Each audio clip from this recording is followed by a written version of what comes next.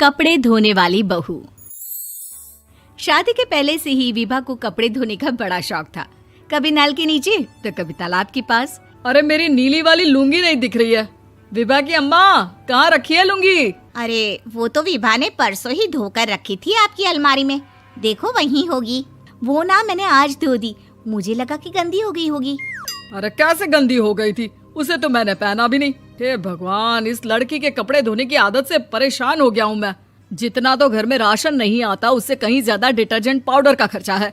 इसकी शादी करवा दो, शादी जाए अपने घर में ही करे काम, फिर चाहे घर के कपड़े धोने हो या पूरे गांव के। हाँ ठीक बोल रही हूँ, देखता हूँ मैं कोई लड़का। वो दिन भी आ जाता है जब विभा को देखने लड़के वाले आ जाते हैं। लड़की मुझे अच्छी लगी।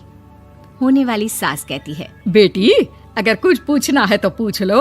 वैसे तो हमारी लड़की बहुत ही शर्मीली है, जो बोल दो वो मान लेती है, इसे क्या पूछना होगा। अरे कैसी बात कर रही हो माँ, मुझे इन लोगों के घर रहना है, सवाल तो कई है। हाँ हाँ बेटा, पूछ लो ना, क्या पूछना है। आप लोगों के घर कपड़े कौन धोता है? सास का मुंह बन जाता है।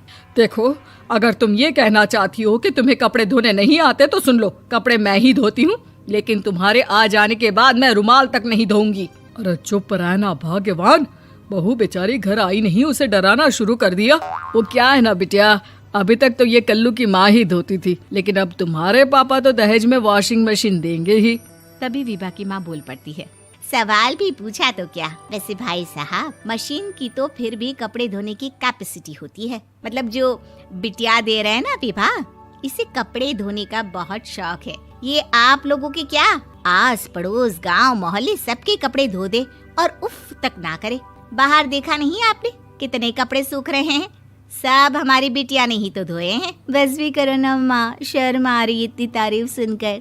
और तो और एक दाग निकाल कर दिखाओ तो मान जाओ। हाँ अच्छा अच्छा, माफ करना बेटा, मैंने गलत समझा। हमें तो रिश्ता बहुत पसंद है। और ऐसे जुड़ जाता है रिश्ता कपड़े धोने का शौक रखने वाली विभा का। उसकी शादी हो जाती है कोयला फैक्ट्री में काम करने वाले कल्लू के साथ। शादी के बाद अचानक विभा चिल्लाती हुई सास के पास आती है। सासू माँ, अरे सासू माँ कहाँ है आप? ये तो धोखा है, धोखा दिया आप लोगों ने मुझे। इसे ससुर के चक्कर के बारे में पता चल गया। अरे तो उसमें तुझे क्यों धोखा मिला है? अरे नल में पानी नहीं आता, कपड़े कैसे कब धुलेंगे? अच्छा अच्छा, तू पानी नहीं आ रहा उसकी बात कर रही है? तो आपने क्या सोचा? कुछ नहीं। अच्छा हाँ, तेरी माँ ने कहा था कि कपड़े धोने का शौक है तुझे, याद आया मुझे। शौक शौक बोलकर कपड़े धोने वाले मेरे जुनून को कम ना आके सासू माँ, कपड़ा धोना मेरा गुरूर है। तभी पति भी वहाँ आ जाता है। अभी अभी मैंने इसे सनी देओल की फिल्म दिखाई है, उसी के डायलॉग मार रही है माँ। अच्छा सुन, साफ साफ बता रही हूँ, पानी सुबह 4 से 6 और शाम को 10 से 12 आता है, समझी?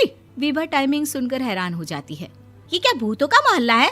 सुबह 4 बजे उठकर कौन कपड़े धोता है? 4 बजे टंकी में पानी जाता है, फिर सारा दिन धोना ना, किसने मना किया?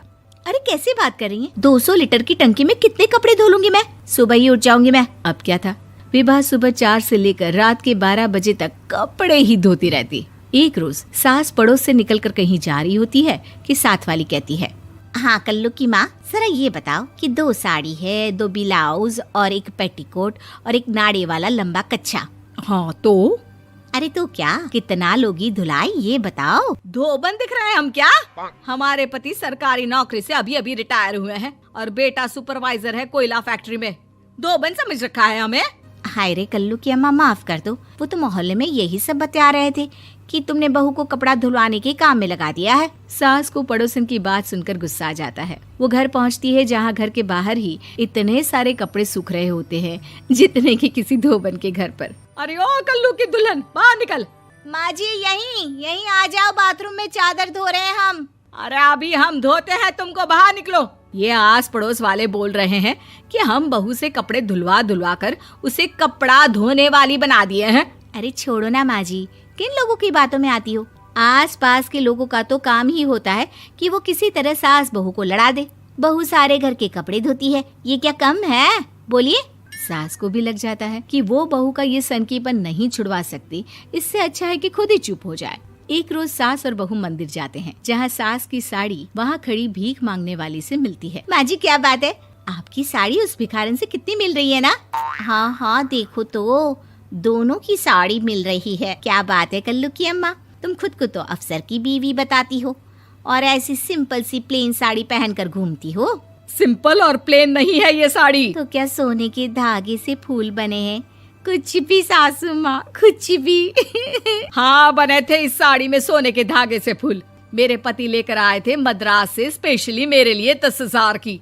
ताहे भाई साहब इस भिखारन के लिए भी सेम टू सेम साड़ी लेकर आए होंगे 10,000 की। सास उस वक्त तो कुछ नहीं कहती, लेकिन बहू के साथ घर आती है और अलमारी से एल्बम निकाल कर लाती है। ये साड़ी देख रही है, ये वही साड़ी है जिसे मैंने अभी पहना था। इस साड़ी में ये जो चमकदार फूल दिख रहे हैं ना, ये सोने के धागों से काढ़े गए हैं। लेकिन तू लोकल वॉशिंग मशीन ब्रश से घिस घिस कर सारे फूलों को निकाल कर साड़ी प्लेन कर दी। मुझे माफ कर दीजिए सासू माँ। और तो और, जब मैंने तुझे तेरी गलती के लिए कुछ नहीं कहा, लेकिन तूने तो सबके सामने मेरा मजाक ही बना दिया। क्यों? बहू को समझ में आ जाता है कि अब से उसका कपड़े धोना बंद।